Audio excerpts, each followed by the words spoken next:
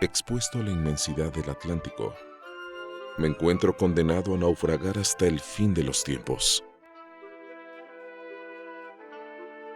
Esta fue la sentencia que dictó el Dios que humea en el espejo nocturno, el mismo que ordenó al mar profundo batir sus olas sin cesar contra mis piedras, por haber permitido el paso al hombre rubio. Testigo fui de aquel encuentro, mas no cómplice, debo aclarar. En desagravio a mi destino fortificado, ciudad muralla, ciudad cárcel, ciudad vigía de una nación y de un continente que aún humea por el fragor de sus guerras.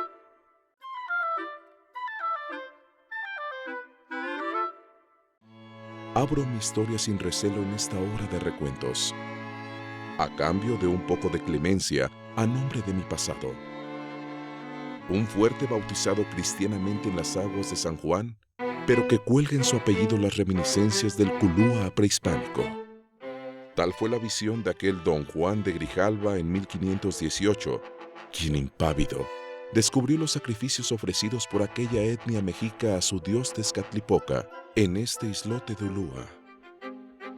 Esto que relato ocurrió poco antes de que fuese levantada mi primera muralla, por el año de Dios de 1535, cuando también se fueron formando mis dos torres y al cabo de 2 siglos, la consolidación de una gran sala de armas, un aljibe y 2 mazmorras.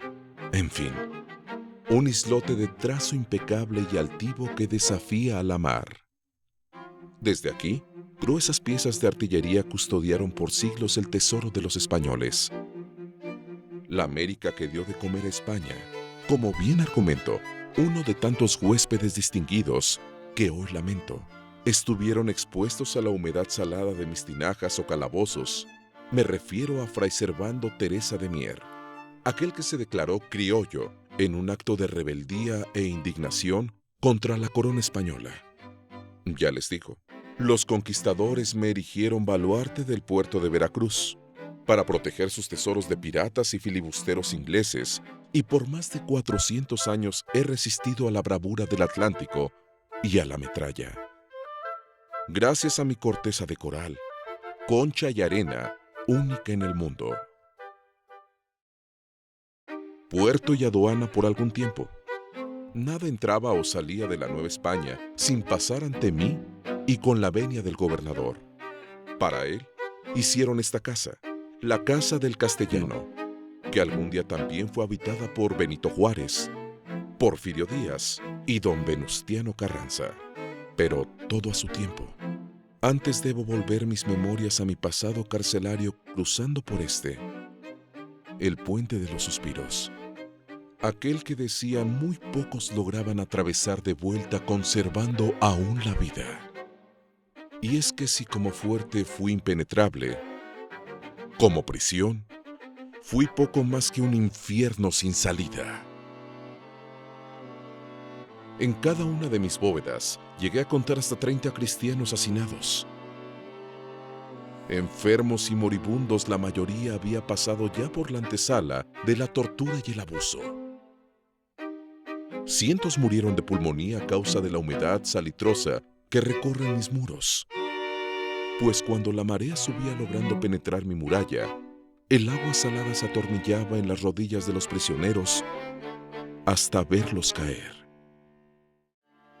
Irónicamente, mis tinajas fueron rebautizadas con nombres como el infierno, el purgatorio, la gloria y el limbo. Pavorosas tumbas, me avergüenza decir, que como bien podrán imaginar, hacían honor a su nombre, pues cada una tenía que ver con el castigo y la sentencia al que eran sometidos los reos. A riesgo de olvidar algunos nombres, voy a mentar, tan solo por ahora, a aquellos que sufrieron tales suplicios por haber participado o propiciado el movimiento de independencia. A ver, déjenme ver.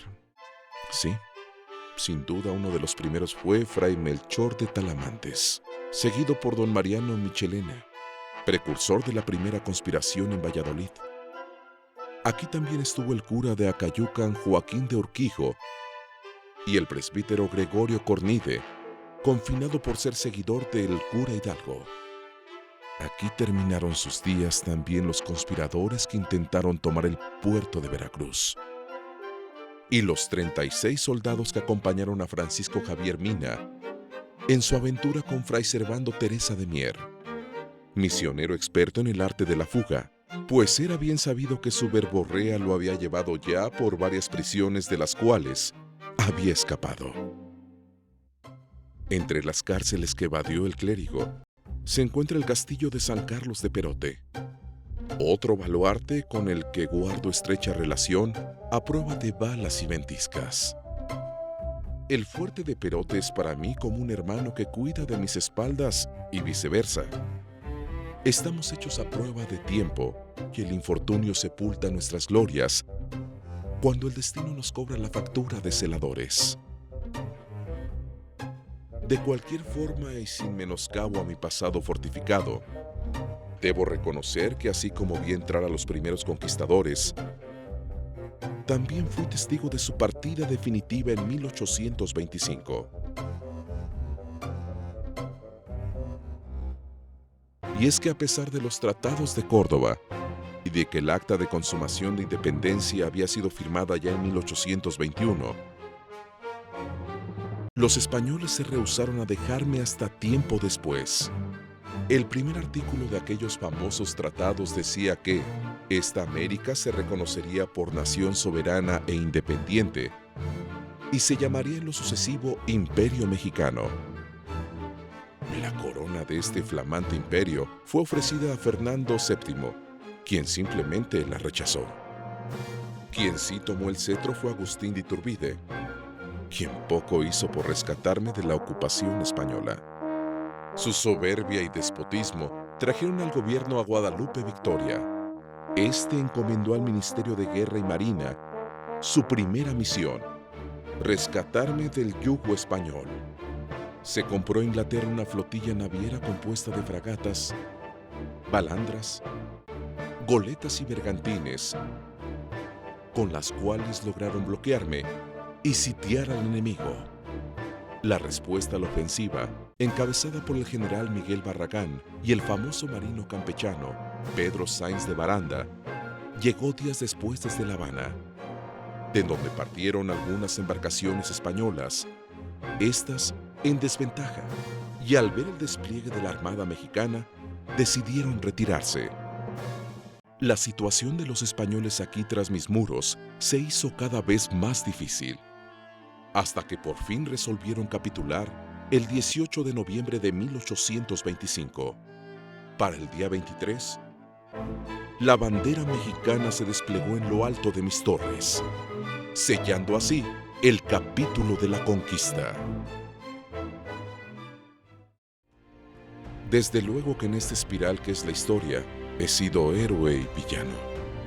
Puerta de entrada y vigía de un puerto y una nación entera que aún humea por los designios de un Dios oscuro. Fui bautizado con nombre cristiano y apellido prehispánico, para que al mundo le quedara claro mi destino de náufrago perpetuo. Fuerte, cárcel y museo de coral. Soy San Juan de Ulúa, baluarte del deseo que conspira y se derrumba por un instante en libertad.